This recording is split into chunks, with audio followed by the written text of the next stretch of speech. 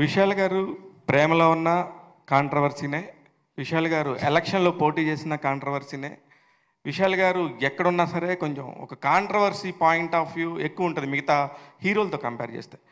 ఎందుకు మీరు కాంట్రవర్సీ వైపు ఎందుకు ఆకర్షింపబడుతున్నారు? కాంట్రవర్సీలు కాదండి. ఏ ఒక వ్యక్తి ఊరికే మన కుటుంబం బాగుంటే సరి, మన ఇల్లు బాగుంటే సరి, మనం 3 పూటలు తినేవా, మన కుటుంబంలో అందరూ బాగా తినేవా, మనం బాగా పడుకున్నావా, మనం బాగా సంపాదించుకున్నావా, మనం హ్యాపీగా హాలిడే వెళ్తున్నావా, అలాంటి లైఫ్ కోరుకుని ఉంటే మీరు చెప్పిన ఆ కాంట్రవర్షియల్ విషయాలు వచ్చిండేవాడు కాదు. ఆ విషయాలు వేరే విషయాలు అయి ఉండేవాడు, ఎక్కడో ఉండేవాడు, ఇలా దగ్గర ఉండేవాడు కాదు. కరెక్ట్. మీరు ఎలాగైనా అనుకోండి, ఈ సమాజంలో ఏదైనా తప్పు జరిగితే నేను ఫస్ట్ నాకు హక్కు ఉంది, నేను ఓటేసింది మాత్రం కాదు, నేను ట్యాక్స్ కడుతున్నాను, నాకు హక్కు ఉంది. నేను ఇవాళ కూడా చెప్తున్నాను, ఘోరాతి ఘోరం జరుగుతుంది తమిళనాడులో. ఏమి డబుల్ ట్యాక్సేషన్, ఎవరికి ధైర్యం లేదు చెప్పడానికి. ఇప్పుడు మీరు పెట్టిన ఈ ప్లాట్ఫామ్ ద్వారా నేను కోరిక పెడుతున్నాను నా ప్రైమ్ మినిస్టర్ నరేంద్ర మోడీ గారికి, నేను మా తమిళనాడు ప్రెసిడెంట్ అన్నామలై గారికి నేను కోరిక పెడుతున్నాను. ఎలాగంటే మీరు ఊరుకుంటున్నారు?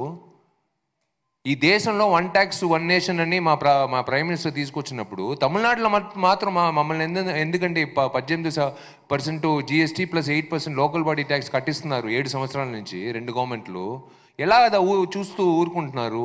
అది ఇప్పుడు నేను అడిగితే కాంట్రవర్సీ అంటున్నారు. నేను అడిగేది నిజం కాంట్రవర్సీ అంటే ఎప్పుడు నేను కాంట్రవర్సీ విషయాలు లేదు. అందుకే మీతో పాటు మిగతా హీరోలందరూ కూడా వచ్చి మీరు చెప్పింది అందరికీ బర్డెన్ పడుతుంది కదా. మీ ఒక్క జేబే ఇబ్బంది పడట్లేదు, మీతో పాటు మిగతా హీరోలందరూ కూడా ఇబ్బంది పడుతున్నారు కదా, వాళ్ళు ఎందుకు రావట్లేదు? అదే చెప్తున్నాను సార్. సినిమాలో వచ్చే డైలాగులుగా నాకు పెళ్ళం లేదు, నాకు బిడ్డలు లేరు, నా పిల్లలు బాగా చదువుకుంటున్నారు పల్లెటూరులో, నా బిడ్డలందరూ, వాళ్ళ మీద ఎవడు చేయి పెట్టలేడు. సినిమాల్లోగానే ఏదైనా చేయి పెట్టాలంటే నా మీద పెట్టు. అదే చెప్తున్నాను కదా. నాకు మా అమ్మకు ఒకసారి ఫోన్ వచ్చింది, నీ అబ్బాయి మొహం మీద యాసిడ్ పోసేస్తాం, జాగ్రత్తగా ఉండమని చెప్పు, ఈ ఎలక్షన్ అంతా నన్ను. బాబు, ఈ అడ్రస్ రాసి పెట్టుకో, నువ్వు ఎక్కువ నీ టెన్షన్ అవ్వ మాక, నువ్వు వచ్చి ధైర్యంగా వాడి దగ్గరే వచ్చి చెప్పే, అదేదో నువ్వు చెప్తున్నావు కదా, కరెక్ట్గా రాసి పెట్టుకో, మళ్ళీ వేరే అడ్రస్లో పోయి నిలబడతావు నువ్వు, ఈ అడ్రస్ రాసి పెట్టుకో, అది 9 to 6 రామాక, ఎందుకంటే వాడు షూటింగ్లో ఉంటాడు, మళ్ళీ నువ్వు వెయిట్ చేయాల్సి వస్తుంది. 6:30 తర్వాత రా. అలాంటి అమ్మ నాన్నకి పుట్టిన అబ్బాయి నేను. మీ అమ్మగారు కూడా మీలాగే అనమాట అయితే? అవునండి.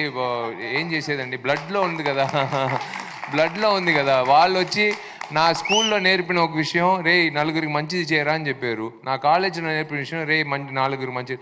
మా అమ్మ నాన్న చెప్పిన విషయం, నేను ఏదైనా చేయాలి. వీళ్ళు నేను చెప్పారు 290 రూపాయలు అని చెప్తున్నారు కదా, ఆ 290 రూపాయలు నేను తీసుకుని వెళ్ళి నేను మాత్రం ఇల్లు కట్టుకుని, నేను మాత్రం ఒక బండి కొనుక్కుని, అఫ్కోర్స్ బండ్లు ఇప్పుడు అన్నీ ఇచ్చేసాను, నా సైకిల్లోనే తోలుకున్నాను. ఎందుకంటే రోడ్లో ఇప్పుడు బండ్లు ఎందుకు, సస్పెన్షన్ పోతుంది, సంవత్సరం 3 సార్లు సస్పెన్షన్ మార్చాల్సి వస్తుంది. అందుకే నేను హ్యాపీగా సైకిల్లో తిరుగుతున్నాను. నేను వచ్చిన డబ్బులు మీరు ఖర్చు పెట్టే డబ్బుల్లో నేను మళ్ళీ తిరిగిస్తున్నాను అంతే.